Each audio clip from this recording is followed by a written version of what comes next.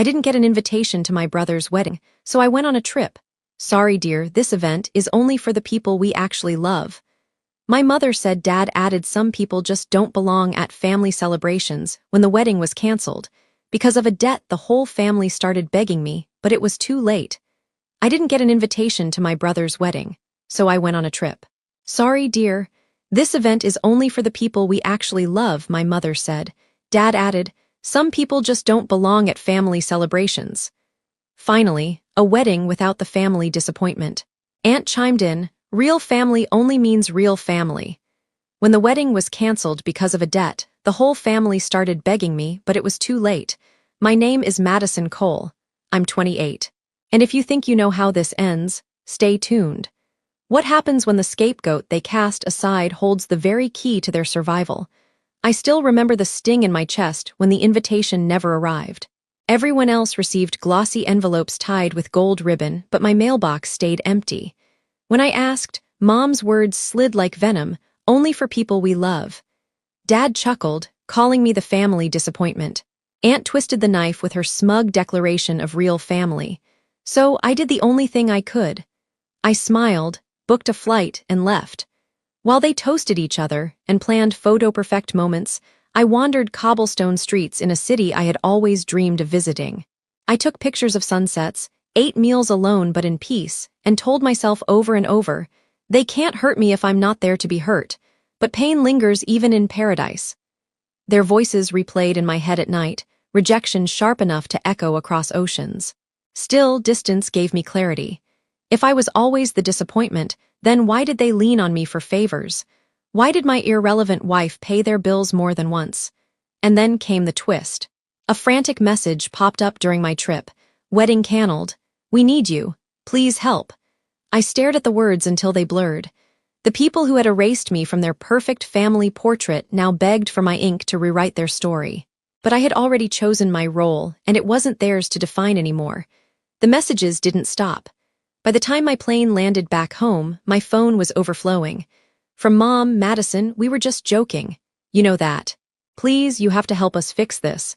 From Dad, it's just money. Families help each other. Don't be stubborn. From Aunt, if you cared about your brother at all, you wouldn't let his big day fall apart. I scrolled through them in silence, each word dripping with hypocrisy. A week ago, I was the disappointment, the outcast, the one who didn't belong. Now, suddenly, I was the lifeline. I didn't answer. Instead, I dropped my bags in my apartment, lit a candle, and sat quietly at my kitchen table. Their desperation wasn't shocking. It was predictable. They had built this wedding like they built every facade in our family with borrowed money, inflated pride, and the expectation that I would quietly hold it together from the shadows. But this time, the foundation had cracked. The phone rang again, my brother's voice, shaky, pleading, Maddie, please, you know I wouldn't ask if it wasn't serious. We just need $20,000 to clear the venue debt. Then everything can go ahead as planned. I laughed out loud. Sharp, bitter, funny, I thought I wasn't real family. Silence on the line, then a week. I didn't mean it like that, but he had. They all had. That night, I poured myself a glass of wine and posted a photo for my trip. Me standing against a sunset, free and unbothered. The caption read, sometimes exclusion is the gift. Sometimes distance is the cure, and sometimes the wedding that wasn't meant for you was never meant to happen at all. By morning, the likes and comments rolled in. Friends applauded my strength. Strangers echoed my pain. Meanwhile, my family panicked louder, and I had never felt quieter inside. The next morning, I woke to a voicemail from Mom. Her sobs were dramatic, almost rehearsed. Madison, please, we didn't mean it. We were under stress. You're our daughter. Of course, you belong, just don't punish us now. Punish. That word cut, but not the way she expected. I wasn't punishing anyone. I was simply absent the way they had made me absent at every milestone that mattered. By noon, Dad tried his tactic. Authority, enough games, you have the money, we know you do. Family pulls together in times like this. Step up. I set the phone down and let his words hang in the air. For years, I had stepped up, paying medical bills, covering utilities, sending money into a black hole they never acknowledged. Yet, when it came time for celebration, I was invisible. That was the lesson they had written. Now they were finally reading it. Later that day, Aunt Lydia appeared at my doorstep. Her eyes darted nervously, her voice coated in false sweetness. "Madison, sweetheart, your brother's heartbroken. You don't want this on your conscience. Imagine the shame if the wedding doesn't happen." I tilted my head. "Imagine the shame when your words about real family are the reason I'm not interested." Her mouth opened, but no defense came. She left quickly, heels clicking like a retreating soldier. That evening, I sat on my balcony, the city buzzing beneath me. I thought about the little girl I used to be. Desperate for approval, clinging to scraps of affection, hoping one day they'd call me enough. But I wasn't that girl anymore. I didn't crave their speeches, their staged photos, or their shallow blessings. All I craved was the freedom I had already chosen. And as the night air wrapped around me, I realized something powerful. They had disinvited me from their celebration, and in doing so they had freed me from their illusion. By the fourth day, their panic had shifted into chaos. The wedding planner pulled out, vendors refused service, and whispers spread through the community. The Qley family can't even pay their bills. And suddenly, their polished facade, the one they'd built by excluding me, was crumbling for everyone to see. My brother called again, this time with a tone I had never heard before. Not pride, not arrogance, but fear. "Maddie, I know we hurt you, but you don't understand. If this wedding doesn't happen, we lose everything. Our reputation, our standing. People will think we're a joke." I let the silence stretch before answering. "You thought I was a joke first. Remember Mom's words? Dad's laugh, Aunt's speech about real family. That wasn't just a mistake. That was the truth you believed." His breath caught on the other end. "We were wrong." The words hung heavy, almost fragile. But apologies aren't currency. They don't erase years of humiliation. I thought of all the times I had saved them before. Slipping cash into Dad's account, paying off Mom's credit card accidentally, pretending I didn't notice when my contributions were swallowed whole without acknowledgement. Not this time. That night, I posted again. A photo of my plane ticket stub from the trip I'd taken instead of their wedding. The caption sharp but calm.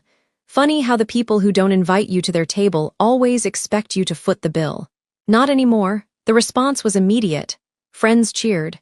Strangers applauded. Even a few distant relatives messaged me privately with quiet support. And my family, their begging doubled. But I didn't flinch because I finally realized their approval had never been love. It had been dependent dressed as affection. And without me, they were finally forced to face the truth.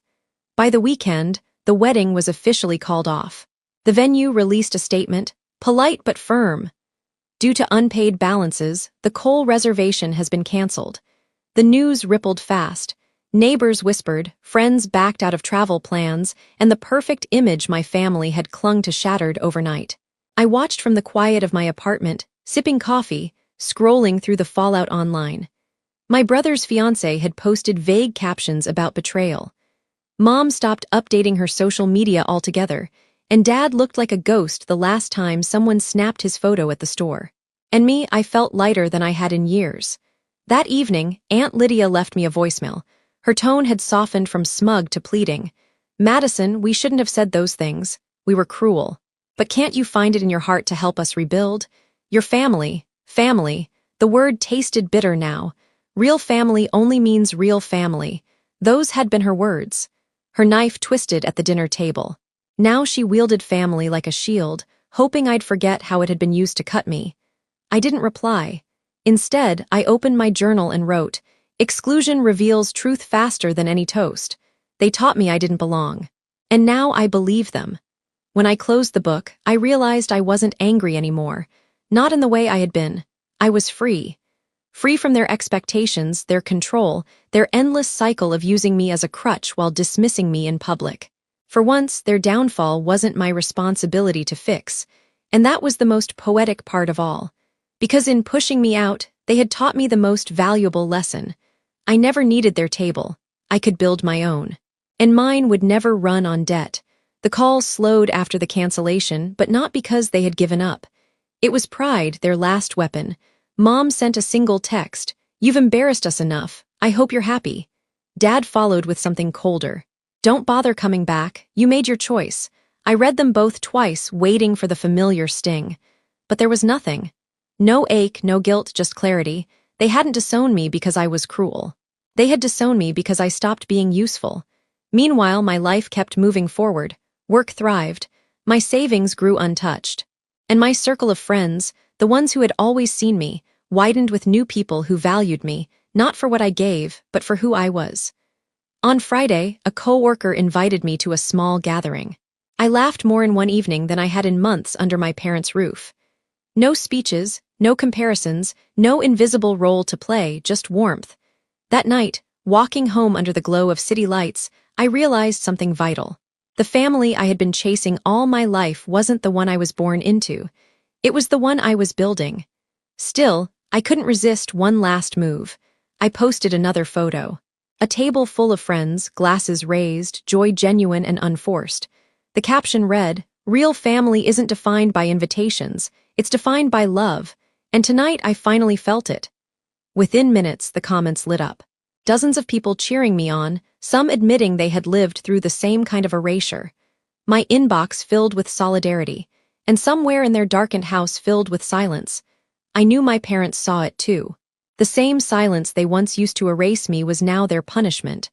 A silence filled with my absence, my growth, my joy beyond their reach. They had tried to cut me out, but all they cut was their own lifeline. By the 7th week, their silence cracked.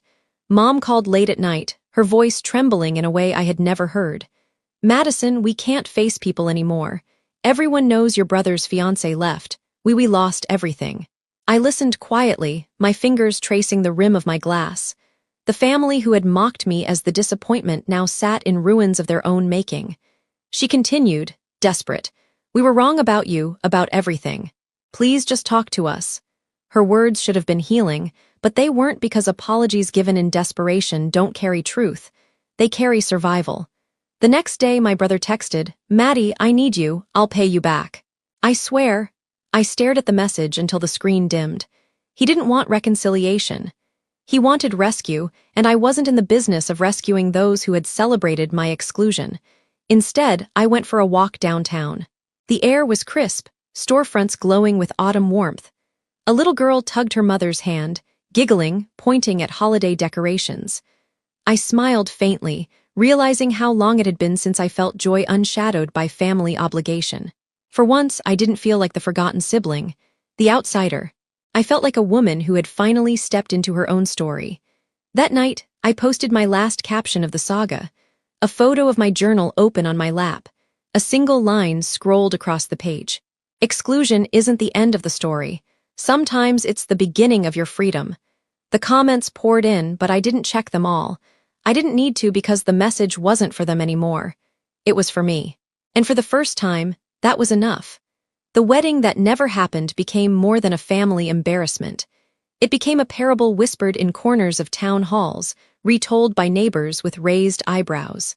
How the Coles built a celebration on arrogance and debt, and how the daughter they disowned chose silence instead of rescue. And me, I didn't feel triumphant. I felt released. For the first time, I understood that revenge doesn't always arrive with fire and fury. Sometimes it comes as quiet, steady peace, a life lived beyond the reach of those who once dictated your worth. In my apartment, morning sunlight spilled across the floorboards, soft and golden. My coffee steamed on the desk beside me, the aroma grounding me in a life that was finally mine. My phone sat silent, no longer vibrating with guilt-laced messages, no longer chaining me to the role of fixer, savior, invisible provider. Silence used to wound me. Now it wrapped around me like protection. I opened my journal, the one that had caught every tear and every revelation during these months. Pages filled with jagged handwriting told the story of exclusion turned into clarity. On the final page, I wrote slowly, deliberately. They erased me from their table, but in doing so, they set me free. I don't need a seat there anymore. I built my own table, and at mine, love never comes with conditions. That evening, I scrolled through the photos from the trip I had taken. Sunsets over cobblestone streets, quiet meals in small cafes, laughter captured in the faces of strangers who had been kind without knowing my story. Those images weren't about running away. They were proof that life could be beautiful without their approval, that joy could exist outside the narrow walls of family. The irony was sharp but poetic. They had disinvited me to celebrate their union. But in the end, they were left with nothing but fractured promises and empty chairs. I, the disappointment, was the only one who had found something lasting. I didn't gloat. I didn't rub salt in their wounds. I simply chose peace. And in that peace was the sharpest justice of all. Because when the speeches fade, when the guests go home, when the debt collectors knock, all that remains is truth. And the truth was this: I had always belonged. Not in their shadow, not in their script, but in the story I chose to write for myself.